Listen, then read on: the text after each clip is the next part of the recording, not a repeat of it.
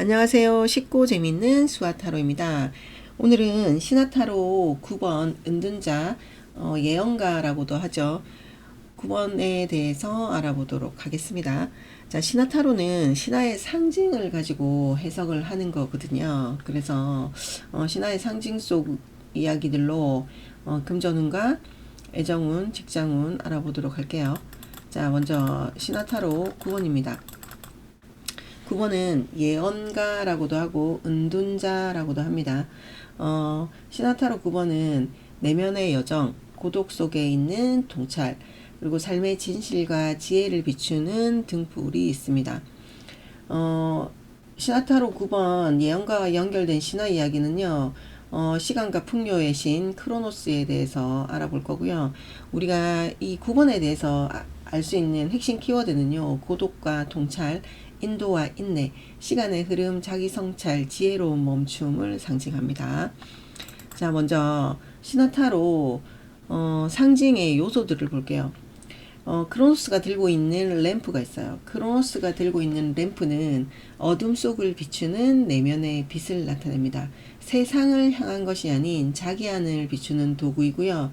스승이나 안내자의 역할을 합니다. 그리고 자기 자신이 또 자신을 인도해야 하는 시기를 나타내기도 합니다. 혼자만의 시간 속에서 나오는 지혜와 통찰력이 있다라고 보고, 까마귀는요, 예언과 직관과 변화를 나타냅니다. 변화의 상징으로 보기도 하는데요. 죽음과 재생의 상징으로 무엇인가 끝과 새로운 시작을 나타내기도 하고, 보이지 않는 세계, 잠재의식 속에 있는 거, 무의식의 안내자 역할도 합니다. 때로는 불편한 진실을 알려주는 경고자의 역할도 하죠. 그리고 초승달 모양의 낫도 보입니다. 이거는 가이아가 아버지 우라노스를 제거할 때 준 낫인데요. 크로노스의 무기이자 시간과 세대의 흐름을 끊는 상징을 나타냅니다. 초승달은 잠재력, 시작의 기운을 나타내거든요. 그리고 낫은 무엇인가를 자르고 수확하는 도구다. 그래서 과거의 매듭, 정리, 결단의 시기도 나타냅니다. 그리고 동시에 이 낫은 모든 시간이 지나가게 한다라는 철학적 의미도 있어요. 자, 그러면 우리 크로노스에 대해서 알아보도록 하겠습니다. 크로노스가 누구인가 알아보면, 크로노스는 그리스 신화에서 티탄족의 하나죠. 그리고 하늘의 신 우라노스와 대지의 여신 가이아 사이에 태어난 아들입니다. 이 크로노스는 일반적으로 시간의 신으로 알려져 있지만 더 깊은 의미로는 모든 것을 집어삼키는 시간, 즉 연속적이고 무정한 시간의 흐름을 상징합니다.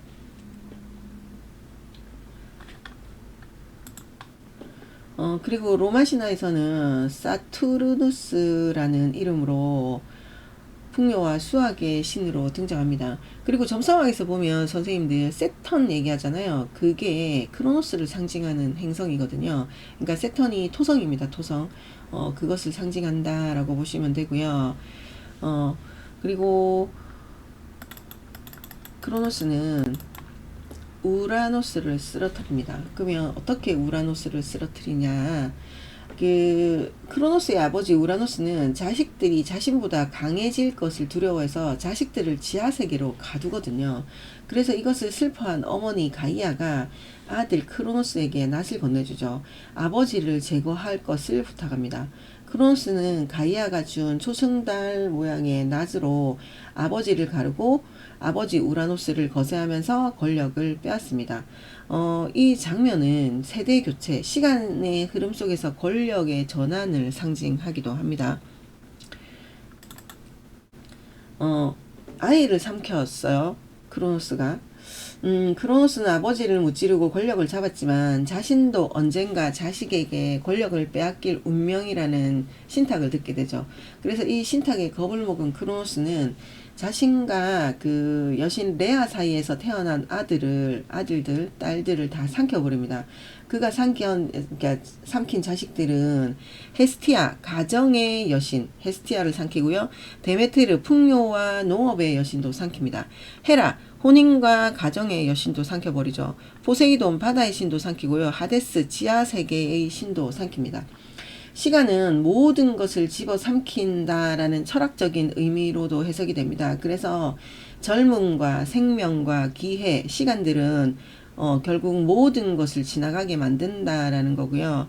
그래서 이거는 시간의 신 크로노스도 운명에 대한 두려움 그리고 통제 욕구를 보여주는 장면이기도 합니다.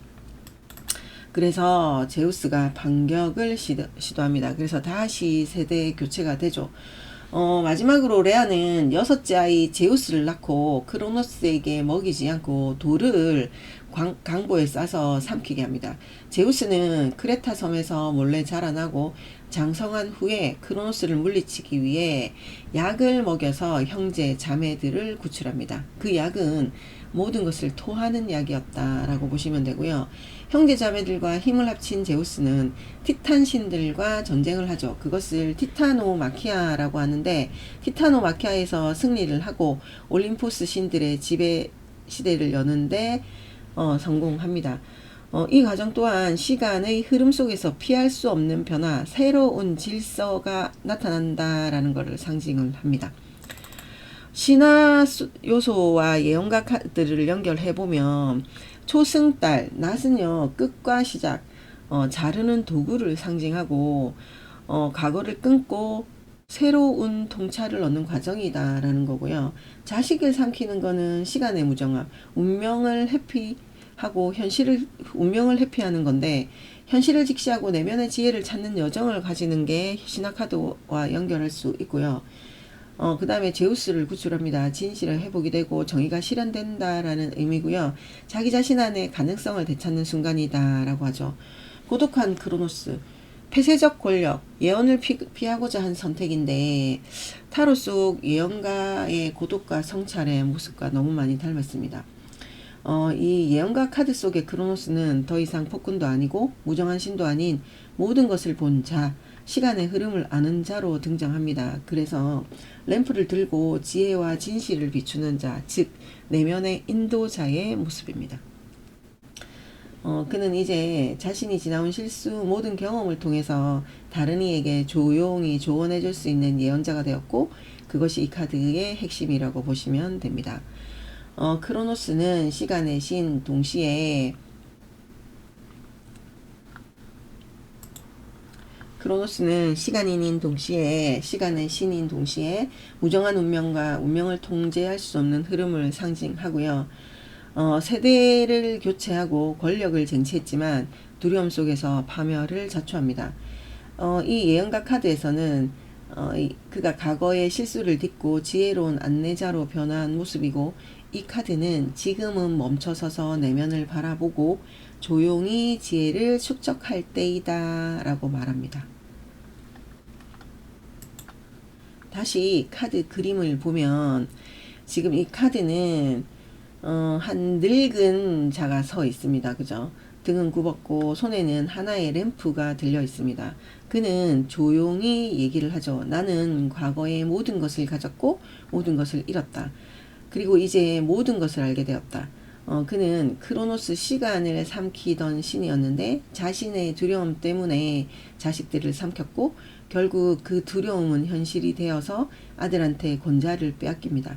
세상에서 사라져야 했던 존재다. 하지만 그 후 그는 깨닫습니다. 모든 것을 얻으려 할수록 모든 것을 잃는다라는 것을. 그리고 이제 더 이상 통제하지 않습니다. 다만 걸어가는 자들에게 등불을 들고 조용히 길을 비추어 줄 뿐입니다. 혹시 무언가를 움켜쥐려고 애쓰고 있지 않나, 또는 미래를 너무 두려워하고 있지 않나, 이런 생각을 하시는 분들에게 크로노스는 이렇게 얘기합니다. 어둠은 네가 멈추지 않고 달려가려 할 때 더 짙어진다. 멈춰서서 자신을 바라봐라.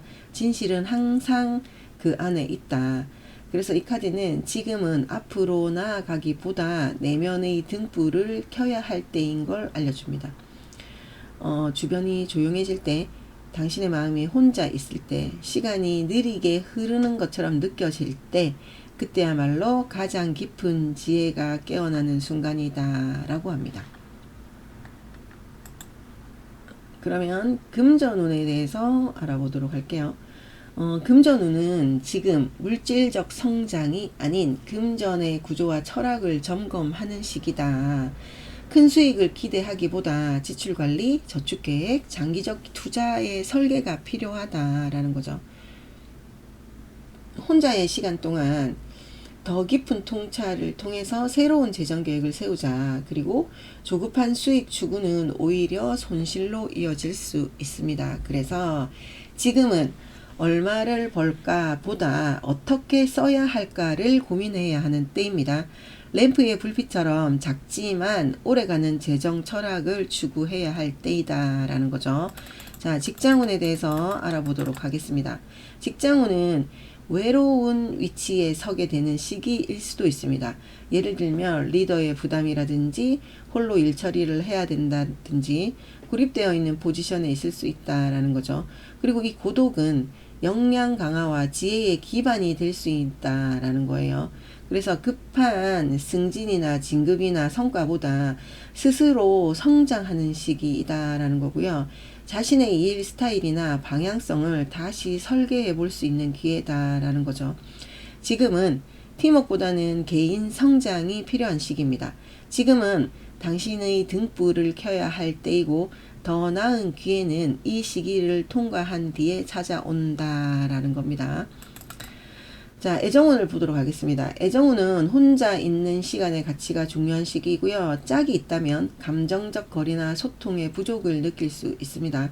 싱글이라면 아직 마음이 외부로 열릴 준비가 아직 안 되어 있다라고 보시면 되고요. 이 시기의 고독은 외로움이 아닌 성장과 회복을 위한 시간이다라고 보시면 됩니다. 지금은 누군가를 만나야 한다 보다 내가 나를 만나야 한다라는 메시지를 주고요. 진짜 사랑은 내가 나를 제대로 알아보는 순간부터 시작이 된다라고 보시면 됩니다. 카드가 주는 종합적인 메시지는요. 그림을 봤을 때 내면을 비추는 등불이 있고 시간과 죽음을 상징한다. 예언적인 존재가 된다라는 거고, 신화의 의미로 봤을 때는 크로노스는 두려움 속에서 무너졌지만 끝내 지혜로운 존재로 거듭났다라는 거고요. 금전의 운에 있어서는 수익과 재정 점검 절제가 필요한 순간이다라는 거죠.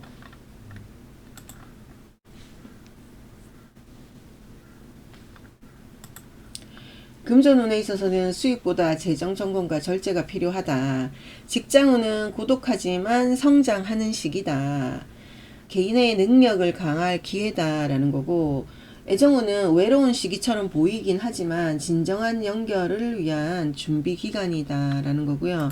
예언가 카드가 주는 실질적인 조언은 명상과 자기 성찰이 필요하다.